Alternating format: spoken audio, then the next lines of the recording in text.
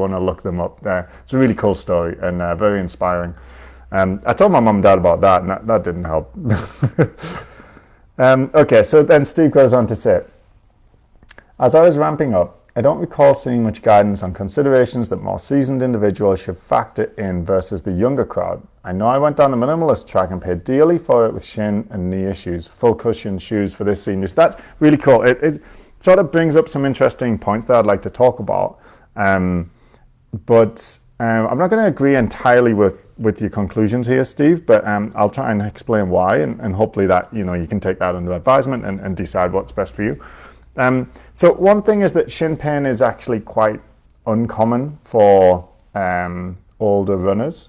And actually that's because shin pain, or shin splints as it's commonly caused, is usually a bone stress injury. So what happens is the periosteum, which is if we've got this sort of bone cross section here, we're talking about the sort of outer layer, the very most superficial layer of bone becomes inflamed. It sort of bulges out, and it's a reaction to stress. It's a reaction to the impact stress of running.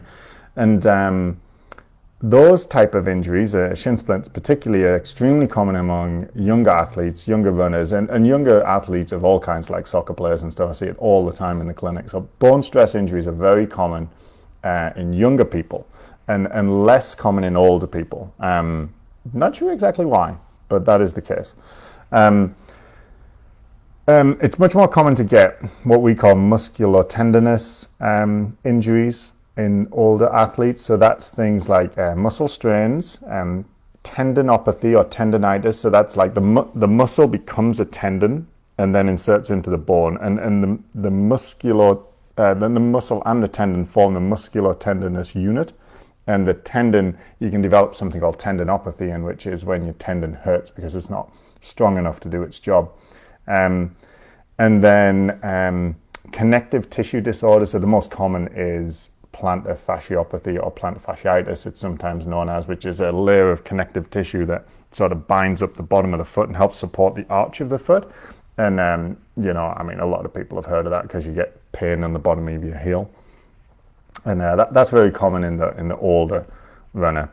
So there's more those musculotendinous issues as opposed to bony issues, which isn't to say that just means on average, right? It doesn't mean that older people don't get trouble with bone stress injuries or bone injuries from running. It just means it's less common.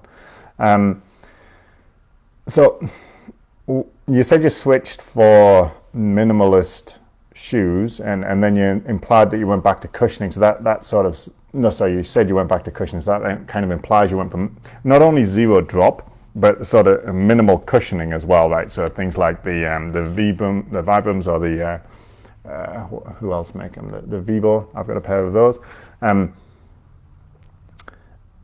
Now, what happens when you put people in minimalist shoes? When you put them in the lab and you video them, and you video people who are typically wearing cushioned shoes, let's call them traditional running shoes, and then you put them in minimalist shoes or barefoot, is that there's sort of a subsection who will change the way they run, and then another group that won't. They'll just run in the exact same way. If you take this group that change the way they run, the most common thing they change is their foot strike, or they change a bunch of stuff, but foot strike's definitely one of them. And they'll often change from being a heel striker to being a midfoot or a forefoot striker. And that kind of makes sense. Like if you run without your shoes on, a lot of people will just kind of naturally start landing on the forefoot or the midfoot, because when they hit their heel, it kind of hurts and sends a bit of a jolt up them. Which, we're not going to get into the sort of demonization of heel striking right now, but it does sometimes in some people sort of subconsciously make them land with a forefoot or a midfoot strike. So if you're one of those people, like Steve might be one of those people, what happens then is if we're running, right, and we're coming down like this, and so this is my shin up here, and this is my hand, my foot. So we're coming down on the heel, right? Then the calf doesn't really come into play until this point in the gait cycle, the sort of middle, okay? If we land on the forefoot, or let's exaggerate, or let's go to the other extreme and go to the forefoot, as your toes hit the floor, the calf muscles on the back of the leg start lowering the heel down to the ground. So they are involved from the moment your foot touches the ground, which is not the case usually, or not very much, when you're landing with your heel first.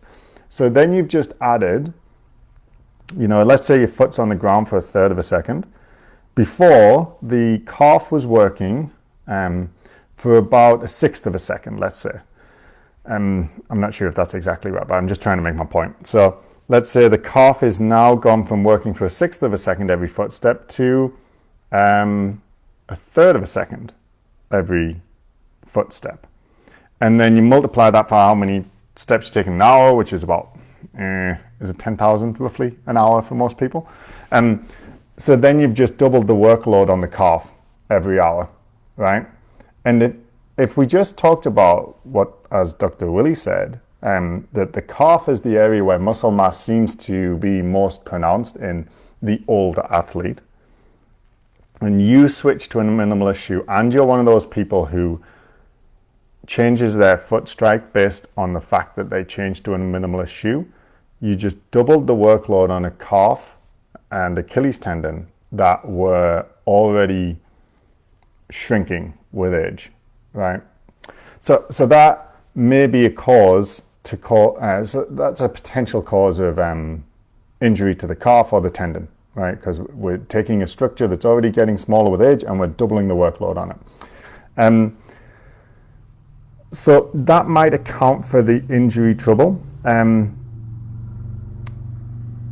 But you said shin and knee. So the shin, I think, is probably going to be shin splints, right? Because that's the most common shin injury. I don't think you would say shin if you were referencing the back of your leg. So if you were complaining of Achilles tendon and calf pain, I would say that's a reasonable way to say that you might have developed that.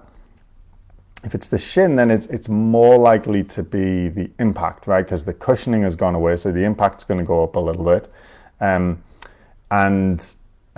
Shin pain tends to develop in association with the amount of footsteps and the degree of the height of the impact peak.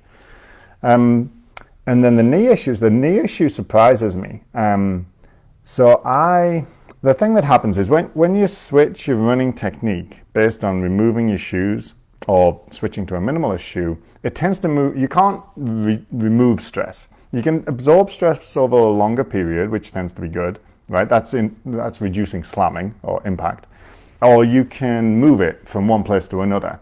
So if you've got knee pain and we change your stride so that you're using your calf and foot more, you're going to shunt the stress down away from the knee into the calf and foot. And that's something I do a lot with people with knee pain, right? I increase their cadence. I don't deliberately change their foot strike, but it often changes as we bring it under their center of mass. And then the knee, it gets offloaded, but the foot and the calf get uploaded. That doesn't make sense, but they get loaded more. And then you have to be careful that you don't develop like plantar fasciopathy or Achilles tendon pain or calf pain or calf strain, like a calf tear. But you offload the knee, right? Which is a good thing in someone with knee pain.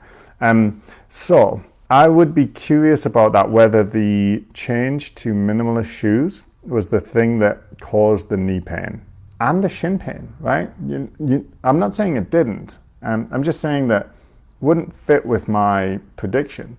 The trouble is that I didn't see what you ran like before. I didn't see what you ran like afterwards, and I didn't see your training volume, which is most often the reason people develop injuries, is their training volume has gone up significantly. So there are two really important variables that I don't know.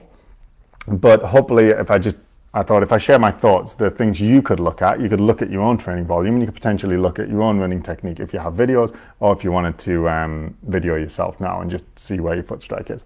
Hopefully that'll be informative, and I'm hoping that that's not a problem for you anymore. But I would say if you were having a lot of trouble with minimalist shoes, particularly zero cushion shoes, and then you switched to cushion shoes that were more traditional or maybe even supportive, and you're having less trouble, then that's a good thing, and you should listen to that and then not try and force yourself to go down the minimalist path for a theoretical reason, when you've got real world information there telling you that the shoes that you are currently using are working better for you.